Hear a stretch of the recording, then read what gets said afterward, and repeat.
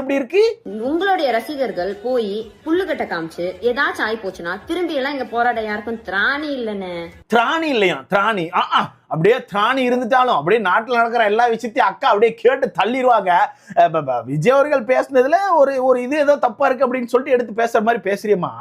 நாட்டுல ஏகப்பட்ட பிரச்சனை போயிட்டு இருக்கு. ரீசெண்டா கூட பெண்களை பத்தி தப்பா பேசி நிறைய பேர் நிறைய பிரச்சனை போயிட்டு இருக்கு. கண்டிப்பா நீங்க பார்த்துருப்பீங்க. அதுக்கெல்லாம் இந்த மேடம் வாயை திறக்கல. ஏன்னா அந்த டாபிக் எல்லாம் எடுத்து பேசினா மேடமால ட்ரெண்ட் ஆக முடியாது. மேடம் காணாம வேணா போயிருவாங்க. பட் விஜய் அவர்களை தாக்கி பேசினா கண்டிப்பா ட்ரெண்ட் ஆகலன்னு சொல்லிட்டு பிக் பாஸ்ல எப்படி மெண்டல் மாதிரி பண்ணிட்டே இருந்துச்சோ அதே மாதிரி இப்ப உட்காந்து மெண்டல் மாதிரி பண்ணிட்டு இருக்கு. ஏன்னா யாரு ஜூலியை பத்தி பேசலையா, அதனால ஜூலியே களத்துல இறங்கி நான் மெண்டல், எல்லாரும் என்ன பத்தி பேசுங்க அப்படின்னு சொல்லிட்டு லூசுத்தனத்தை பண்ணிட்டு இருக்கு.